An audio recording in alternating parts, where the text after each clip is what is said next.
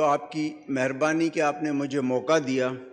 سب سے پہلے اس بجٹ پیش کرنے پر وزیر اعظم شہباز شریف صاحب کو مبارکباد، اس کی ٹیم کو مبارکباد کہ انہوں نے ان مشکل حالات میں بھی ایک بہترین بجٹ دیا۔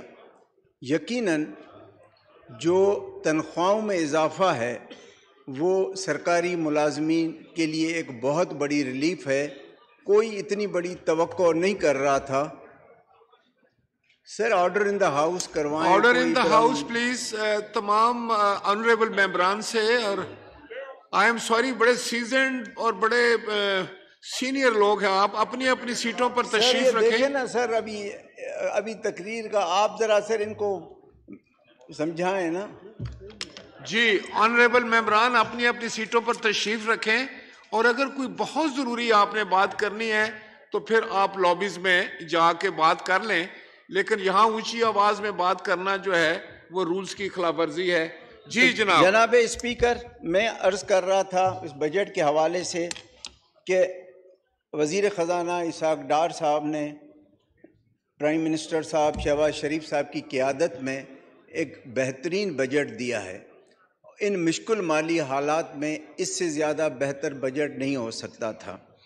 ہم شکر گزار ہیں پلاننگ کمیشن کے منسٹر احسن اقبال صاحب کے کہ انہوں نے اتحادیوں سمیت تمام اراکین پارلیمنٹ کا خیال رکھا، ان کو ڈیولپمنٹ کو جو ہے ان کا خیال رکھا۔ ہم اس کے لیے بھی اس کے شکر گزار ہیں۔ جناب اسپیکر، میں داد دیتا ہوں وزیر اعظم صاحب کو کہ اس طرح بھائی آپ لوگ سر ان کو آپ میرے پیچھے سے اتنی ہو رہی ہیں، کچہری ہو رہی ہے۔ معزز خاص طور پر خواتین ممبر سے گزارش ہے کہ پلیز ذرا دیکھیں، آپ کی گفتگو کی وجہ سے آنریبل ممبر ڈسٹرب ہو رہے ہیں اور بار بار مجھے آپ سے درخواست کرنی پڑ رہی ہے، پلیز۔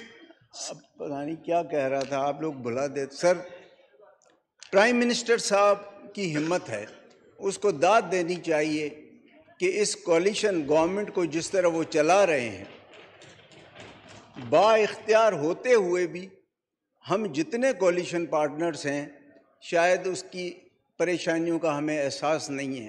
ہم ہر کوئی اپنے مطلب کے لیے لگے ہوئے ہوتے ہیں، مجھ سمیت، میں مطلب اپنے آپ کو بھی اس میں شامل کرتا ہوں۔ میری گزارش ہے کہ اب جو مہینہ ڈیڑھ رہ گیا ہے انہیں کام کرنے دیں، اور جتنے اہم ادارے ہیں بغیر سربراہان کے چل رہے ہیں، میرا آپ کا لگنا، فلاں لگنا، یہ لگنا وہ چھوڑ دیں۔ نیشنل انٹرسٹ میں جو پاکستان کے حق میں بہتر ہو ان اداروں کے سربراہوں کو لگایا جائے۔ سر 9 مئی پہ میں پہلے تقریر کر رہا تھا اور میں کر چکا ہوں، اور جو میرے خدشات تھے وہ سچ ثابت ہو رہے ہیں۔ میں نے کہا تھا کہ جی چھوٹے صوبوں میں یہ تاثر نہ جائے کہ 9 مئی کے جو واقعات ہوئے ہیں وہ چونکہ اپنے تھے، اور اگر بلوچستان یا سندھ میں ہوتے تو ان کے ساتھ دوسرا سلوک کیا جاتا۔ لیکن سر اب تقریباً 9 مئی کو 2 مہینے ہو رہے ہیں، ابھی تک سر صرف ضمانتیں ہی ملتی جا رہی ہیں، ہم نے کسی کو سزا دیتے ہوئے نہیں دیکھا۔ تو یہی تو ہم رونا رو رہے ہیں کہ اپنے اور پرائے خون کا فرق جس کا ہم احساس ہے، جو رونا رو رہے ہیں، ابھی تک تو آپ بتائیں کہ کس کو سزا ملی ہے سر، سوائے ضمانتوں کے؟ روز عدالتیں ضمانتیں دیتی ہیں اور کچھ نہیں ہو رہا ہے۔ ابھی تک تو کسی ملٹری کورٹ سے بھی کسی کو کچھ نہیں ہوا ہے۔ سر 9 مئی کو عسکری تنصیبات پر جو حملہ ہوا یہ پاکستان کی تاریخ میں کبھی نہیں ہوا۔ لیکن سر ہمارے ہاں بدقسمتی یہ ہے کہ آپ جتنا بھی گناہ کریں آپ کے لیے ایک پناہ گاہ بنائی جاتی ہے، آپ اس پناہ گاہ میں آ جائیں، اس چھتری کے نیچے آ جائیں، پھر آپ کے گناہ معاف۔ سر 9 مئی کے مقابلے میں بلوچستان کے لوگوں نے اتنا ظلم نہیں کیا ہوگا، زیادتی نہیں کی ہوگی سر۔ بلوچستان کے لوگوں نے، اگر وہاں ملیٹنسی بھی ہے تو سر انہوں نے جو 9 مئی کو تباہی ہوئی ہے اس کے 2% بھی نہیں کی ہوگی۔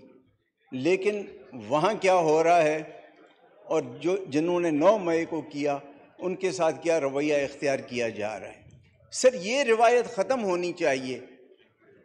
مشرف کے دور میں نیب بنا، ایک جماعت بنائی گئی 2002 میں۔ پھر جو لوگ ملک سے باہر تھے، جو اپنے پیاروں کے جنازوں میں شریک نہیں ہو سکتے تھے، ان کو کہا گیا کہ اس پناہ گاہ کے نیچے آ جاؤ، تمہارے گناہ معاف۔ وہ آئے، اس پناہ گاہ میں بستر ڈالا، اگلے دن گناہ معاف۔ سر بلوچستان میں بھی اسی طرح کی ایک پناہ گاہ بنائی گئی۔ اس پناہ گاہ میں جو بھی آیا، اس کی کرپشن سب کچھ اس کا معاف۔ اب سر پھر ایک پناہ گاہ بنائی گئی ہے کہ جی 9 مئی کو جس نے جو کچھ کیا اس پناہ گاہ میں آ جائے، اس کو سب معاف کیا جائے گا۔ تو سر پھر بلوچستان کے عوام نے کیا قصور کیا ہے؟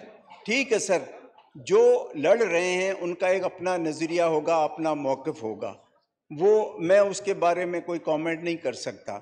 لیکن سر ایسے لوگ بھی ہیں جو شاید قومی دھارے میں آنا چاہتے ہیں، تو ہمارا بھی حق ہے، ہمیں بھی کوئی ایسی پناہ گاہ بلوچستان والوں کو بنا کر دیں کہ ہم بھی وہاں آ کے خود کو نہلا دھلا کر صاف کر دیں، ہم بھی اپنے گناہ بخشوا دیں۔ کیونکہ میں نے قافلی کا نام نہیں دیا سر، میں کلیئر کرتا ہوں، میں نے نہیں دیا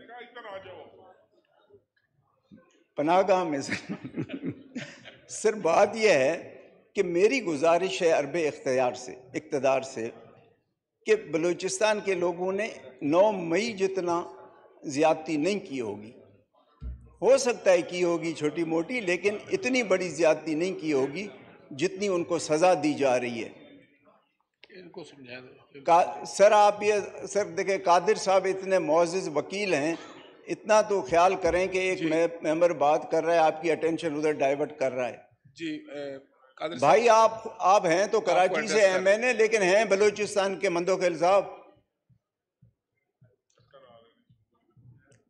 تو سر میری آپ کے توسط سے ارباب اختیار سے گزارش ہے کہ بلوچستان میں بھی کوئی ایک باعزت قسم کی پناہ گاہ بنا کے دے دیں، جیسی پناہ گاہیں پہلے بنائی ہیں۔ وہاں تو شاید ہمارے بلوچستان کے لوگ جن میں تھوڑی بہت ہوگی وہ نہیں جائیں گے، لیکن کوئی معتبر قسم کی پناہ گاہ ہو۔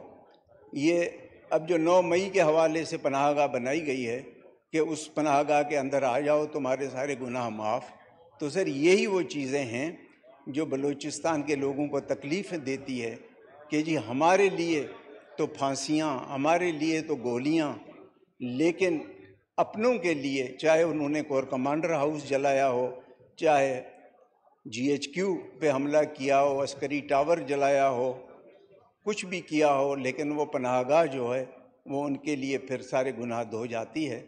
تو سر بلوچستان پہ بھی رحم کیا جائے۔ بلوچستان کے وہ لوگ جو قومی دھارے میں آنا چاہتے ہیں، بلکہ وہ لوگ جو پارلیمنٹ کے ذریعے جدوجہد کر رہے ہیں اپنے حقوق کی، ان کا بھی خیال کیا جائے۔ باقی اگر کوئی ملیٹنٹس، ان کی اپنا نظریہ ہوگا، اس پہ میں کامنٹ نہیں کرنا چاہتا، وہ کر رہے ہیں اور ان کے ساتھ لڑائی بھی ہو رہی ہے فورسز کی، وہ آپس میں دو بدو ہیں۔ لیکن کچھ ایسے لوگ بھی ہیں جن کو باعزت باوقار پناہ گاہ چاہیے بلوچستان میں۔ یہ لاہور والی پناہ گاہ میں شاید ہی جائے کوئی، زبردستی کوئی لے گیا تو اور بات ہے، لیکن دل سے کوئی نہیں جائے گا۔ آپ کا بہت شکریہ۔ محترم